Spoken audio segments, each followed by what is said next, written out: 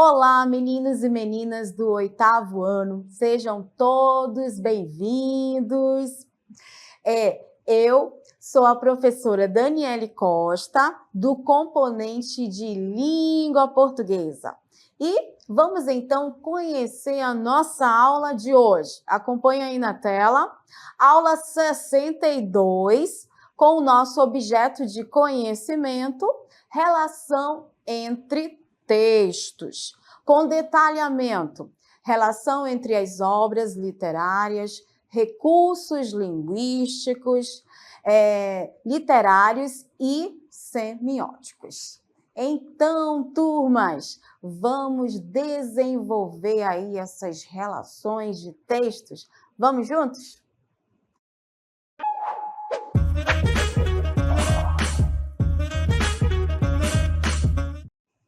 Então, turmas, vamos agora, nesta aula 62, desenvolver relações de textos. Vamos já conhecer, segundo os estudos dos textos, né? Como é que nós chamamos uma relação de texto quando os textos eles se conversam, eles se dialogam? Nós sabemos que o gênero textual ele tem uma função social, ele transmite uma mensagem, ele tem ali um direcionamento de comunicação. E para nós iniciarmos, vamos novamente entrar no mundo literário do Gonçalves Dias com o poema que já é conhecido aqui nosso do 8º ano, Canção do Exílio. Então, acompanhe aí essa voz poética desse autor, que ele faz parte da nossa literatura brasileira do período do romantismo. Vamos lá. Canção do Exílio, 1843. Minha terra tem palmeiras, onde canta o sabiá. As aves que aqui gojeiam, não gojeiam como lá. Nosso céu tem mais estrelas, nossas várzeas têm mais flores, nossos bosques têm mais vida, nossa vida mais amores. Quando o nosso poeta Gonçalves Dias escreveu esse discurso, esse gênero aí, poema, ele não estava no Brasil, turma. Ele estava longe, além mar do Atlântico, lá em Portugal. Ele era apenas um garoto de 16 anos que foi cursar a faculdade e ele sentiu um dia saudade da sua terra, da sua nação. E aí ele vai fazer um comparativo de ufanismo, de nacionalismo. E na primeira estrofe nós temos aí a palavra minha, né? Que traz uma ideia de posse, que ela tem palmeiras. Nós estamos aqui nesse espaço onde nós podemos observar as palmeiras, né? Que o nosso poeta, ele sentiu saudade. E ele diz também que nessas palmeiras tem um canto maravilhoso do sabiá, uma ave típica brasileira. Então, observem que nós vamos vendo esse saudosismo que o Gonçalves Dias traz para o discurso dele, exaltando a sua terra porque ele está com saudade. E nos dois últimos versos da primeira estrofe, temos aí as aves que aqui gojeiam, não gojeiam como lá, ou seja, lá em Portugal também tinha cantos de aves, mas não era comparada às aves do Brasil. Olha que interessante, turma. Na segunda estrofe, ele começa com uma palavra também com um efeito de sentido possessivo, só que agora não mais colocando apenas o eu, mas sim um coletivo. Quando ele diz, nosso céu tem mais estrelas, nossas várzeas têm mais flores, nossos bosques têm mais vida, nossa vida mais amores. Observe que a segunda estrofe, ela dá esse início de uma coletividade que até hoje serve para nós. Esse texto, ele foi escrito no século XIX, mas estamos no século XXI e ele ainda faz sentido para nós, porque o poeta, ele também diz para os leitores do século XXI que toda essa riqueza, né, natural é nossa. Então, a gente entende aqui que a temática que predomina nesse poema é nacionalista, é ufanista, é patriota. Aí, olha que interessante. Nós também temos o hino nacional e nós vamos ouvir agora um trechinho do hino e depois nós vamos dialogar uma conversa, porque os textos, sabiam que os textos também conversam entre si? E vamos já saber qual é a definição desse diálogo que um texto faz com outro texto. Vamos ouvir um trechinho do hino nacional. Então eternamente nesse esplêndido, ao som do mar e a luz do céu profundo, fulguras ao Brasil, florão da América, iluminado ao sol do novo mundo, do que a terra mais garrida, teus risonhos lindos campos têm mais flores, nossos bosques têm mais vida, nossa vida no teu seio mais amores. Ó Pátria amada, salve, salve. Então, turmas, observaram? E nós vamos ainda destacar que esse trechinho do hino nacional, ele vai fazer uma referência, ele vai fazer um diálogo com o poema do Gonçalves Dias. Vamos dar mais uma olhadinha aqui, vamos espiar mais um pouquinho e entender melhor essa letra da música do hino nacional que conversa com esse poema do século XIX. Olhem aí na tela, por gentileza.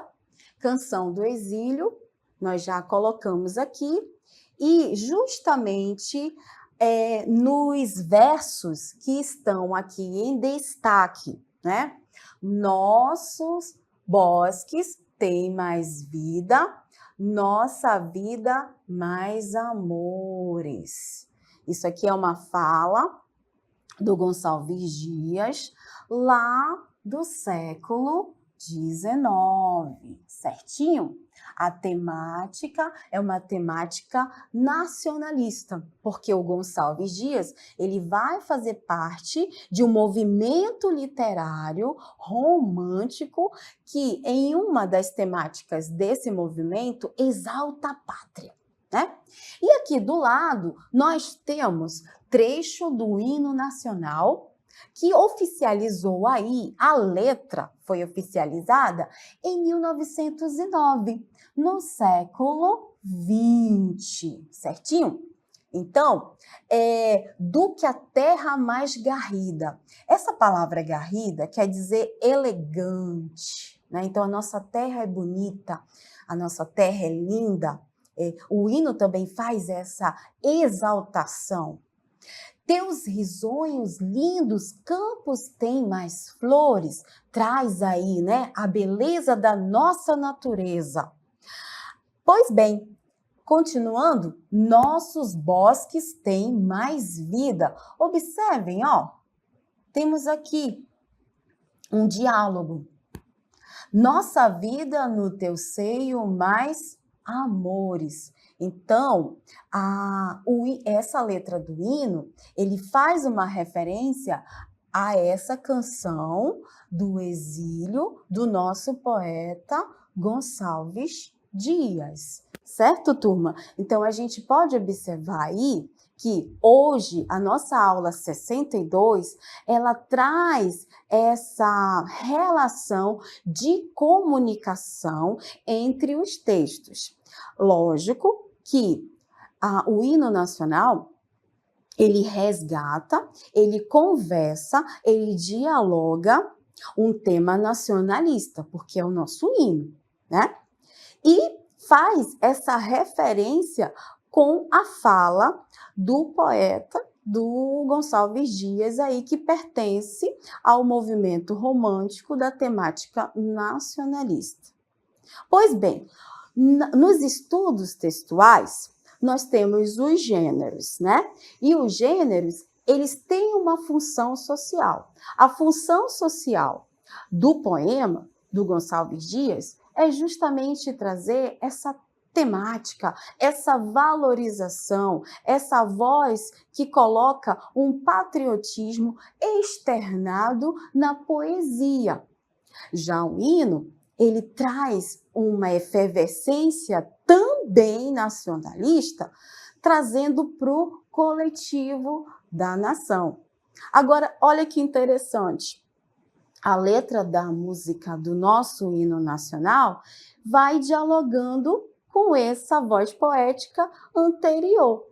E dos estudos de gênero, o hino tem essa função da glorificação da nossa nação, certo? Com isso, já que os nossos estudos é sobre relação, comunicação, diálogos entre textos, nós chamamos isso, nos estudos da teoria do texto, de intertextualidade.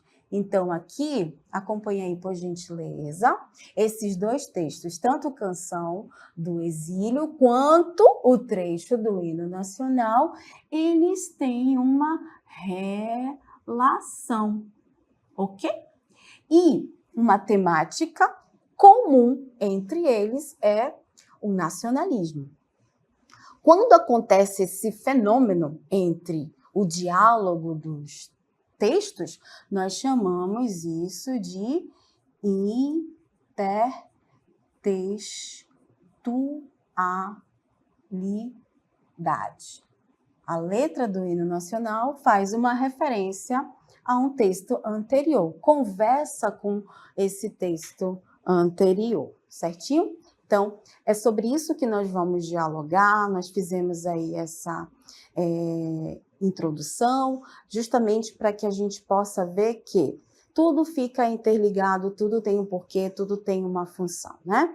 Então, vamos conhecer agora o conceito da intertextualidade. Acompanhe aí na tela, vamos lá? Intertextualidade, olha lá. O que será, né? O que é a intertextualidade? É um texto dentro do outro? É uma relação?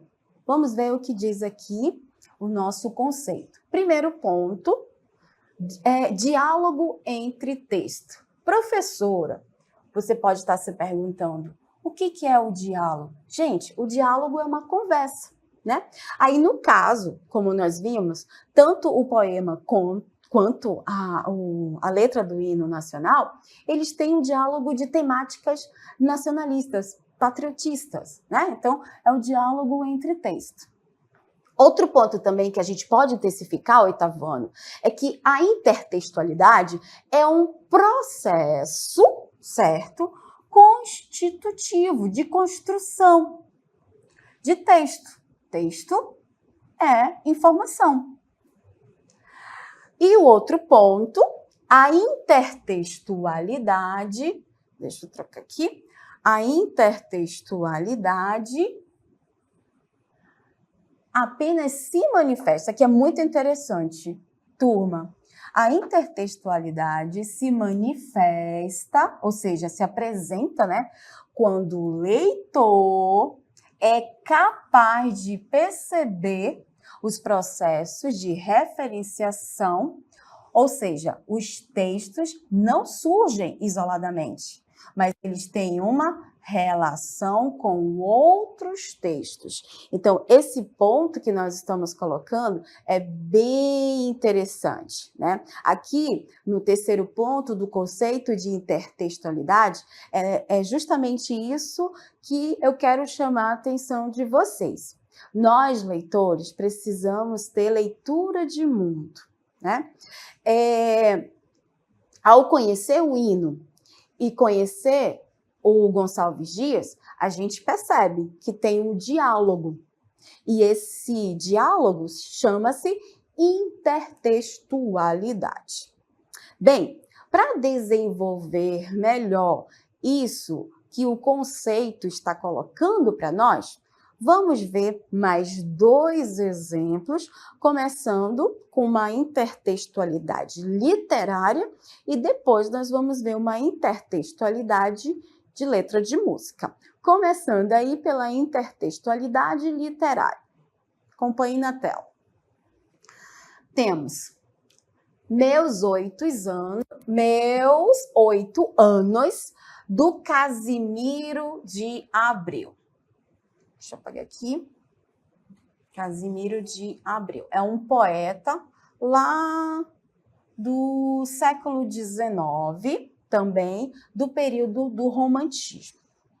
E ao lado, a gente pode observar o Oswald de Andrade, que vai fazer parte de um outro movimento literário, mas não do mesmo do Casimiro de Abreu. Porque o Casimiro de Abreu, ele vai fazer parte de um período do romantismo.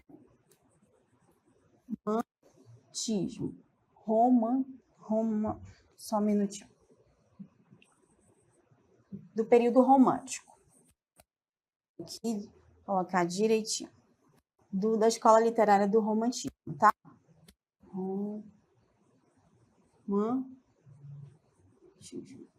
Certo?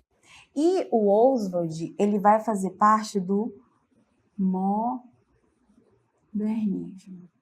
ok?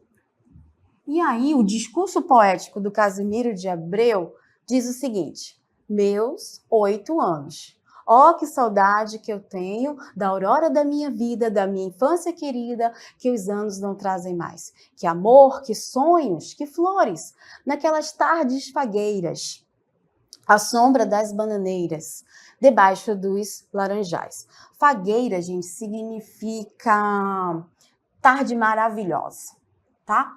Significa tarde maravilhosa. Então, o que a gente pode concluir aqui no primeiro poema que está direcionado a uma escola literária chamada Romantismo? O Casimiro de Abreu, ele tem um saudosismo romantizado, que ele lembra a infância dele, das tardes que ele brincava, né? Das tardes que eram maravilhosas. Ou seja, o romantismo tem essa caracterização de romantizar a vida do ser humano, né? No caso do século XIX, ok? Aí, nós temos o Oswald de Andrade, que ele pertence a um outro movimento, que vai ser do século posterior, que é o século XX, e o modernismo vai fazer críticas. E uma das críticas vai ser voltado para o romântico, né? Que a vida não é só romantismo, a vida não tem só coisas boas. A gente passa também por situações que precisamos ser críticos, ser sérios. E olha o que diz aí o discurso do Oswald de Andrade. Oh, que saudades que eu tenho da hora da minha vida, das horas da minha infância, que os anos não trazem mais. Naquele quintal de terra da rua de Santo Antônio, debaixo da bananeira, sem nenhum laranjais. Então, aqui, no caso do contexto do Oswald de Andrade, ele faz uma crítica.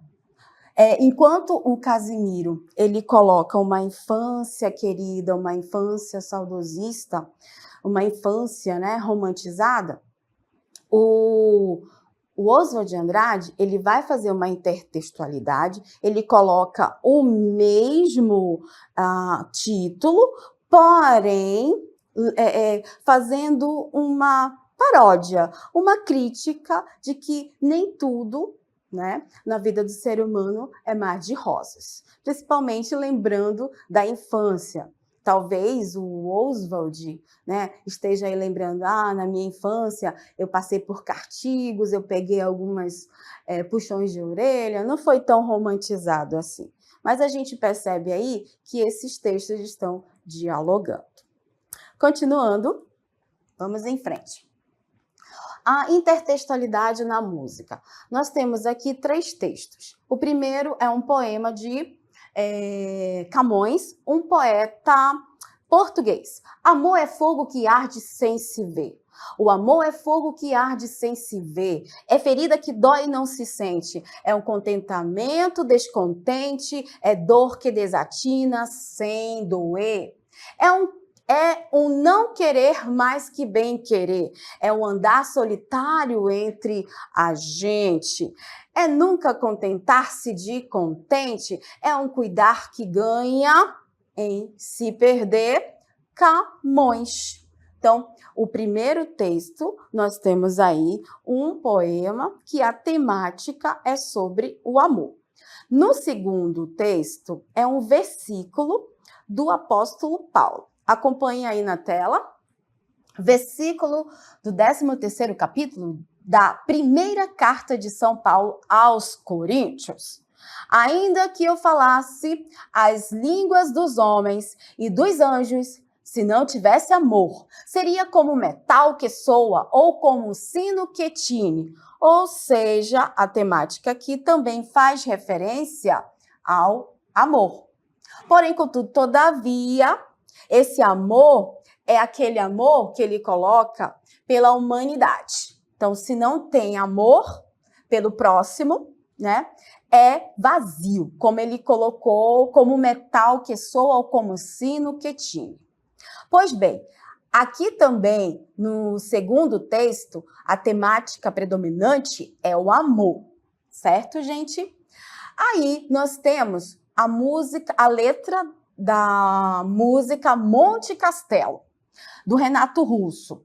Ainda que eu falasse a língua dos homens e falasse a língua dos anjos, sem amor eu nada seria. É só o amor que conhece o que é verdade. O amor é bom, não quer o mal. Não sente inveja ou se envaidece. O amor é fogo que arde sem se ver. É ferida que dói e não se sente. É um contentamento descontente. É dor que desatina sem doer. Então, observem, turma, que o último texto, ele faz essa comunicação, essa leitura com os 2 textos, tanto o de Camões quanto o do apóstolo Paulo, trazendo, certo, uma temática maior que é sobre o amor. Tanto o amor por outra pessoa, quanto o amor pela humanidade, pelo outro. Certinho? Vamos em frente. Temos agora tipos de intertextualidade. Nesse momento, nós vamos ver 3. Né? Alusão, paródia e citação. Começando, então, pela alusão. Vamos ver o conceito aí de alusão. É o ato de indicar ou insinuar um texto anterior, sem, no entanto, aprofundar-se nele, né? Esse método de intertextualidade apresenta de forma superficial e objetiva informações, ideias ou outros dados presentes em texto ou textos anteriores, ou seja, um diálogo entre textos anteriores. Aí temos aqui o exemplo. Como diria o poeta, amanhã é outro dia, certo? Então, essa fala, amanhã é outro dia, faz-se uma alusão superficial de alguém que já colocou isso. Melhor dizendo, se a gente fosse citar o próprio Camões, né? Já dizia Camões, o amor é fogo que arde sem se ver, é ferida que dói e não se sente. Então, tem aí uma alusão, sem se aprofundar muito, mas só fazendo essa relação, certinho? Então, um tipo de intertextualidade. Vamos ver a próxima. Próxima, paródia. É o tipo de intertextualidade em que se apresenta uma estrutura semelhante à de um texto anterior, mas com mudanças que interferem ou subvertem o sentido do texto, o qual passa a apresentar forte teor crítico, cômico e ou sático, ou seja, ironia. Desse modo, além de construir-se um novo texto com semelhanças e um anterior, procura-se também evidenciar uma mudança de sentido. Pois bem, gente, a paródia é uma forma de crítica irônica. Vamos voltar lá para a cartela que nós vimos dos poemas. Deixa eu ver aqui, que fala sobre isso, meus 8 anos. Aqui é um exemplo de intertextualidade, turma, de paródia. O Oswald de Andrade, ele faz uma crítica a esse texto anterior do Casimiro de Abreu, certo? Porque aqui ele não coloca uma infância romantizada como o Casimiro de Abreu. Então, nós temos aí a paródia, certo? Agora vamos ver uma outra paródia da Mona Lisa. Vamos lá para outro exemplo de paródia na pintura, certo? Olha só, Mona Lisa, ela é uma pintura lá do século XVI, do Renascimento, porém, contudo, todavia, com uma ideia clássica. Aqui a gente não percebe assim. Traz uma Mona Lisa parodiando, né, colocando uma mulher da modernidade. Então, nós temos aí uma alusão que conversa com uma pintura anterior, né? A próxima e última é a citação. É quando o autor faz referência a outro texto por ter pertinência e relevância com o conteúdo do novo texto. Aqui tem um exemplo para a gente poder entender a questão da citação. Então, olha só. Segundo Sócrates, um filósofo da antiguidade, lá da Grécia, do período clássico, ele traz uma definição de sábio. Então, ele vai ser citado aí no contexto. Segundo Sócrates, sábio é aquele que conhece os limites da própria ignorância. Logo, de nada adianta ter acúmulo de informações quando não se aplica a autocrítica e a reflexão como ferramentas de reconhecimento das potências e limites do nosso conhecimento. Então, turmas, nós observamos aí, nesse último ponto sobre o conceito das classificações que nós estamos vendo hoje da intertextualidade, que a citação, ela trabalha muito, principalmente em textos que vai trabalhar o argumento. Então, como a gente pode entender, o Sócrates, ele já havia falado sobre o comportamento de uma pessoa sábia. E esse contexto, ele apenas vai reforçar uma fala anterior, certo? Então, a intertextualidade, ela tem essa função de diálogo entre texto. Mas, para isso, nós precisamos conhecer o nosso mundo, precisamos ler, precisamos estudar, precisamos aprender. Assim, fica mais fácil nós identificarmos quando estivermos lendo um texto que faz menção a outro texto.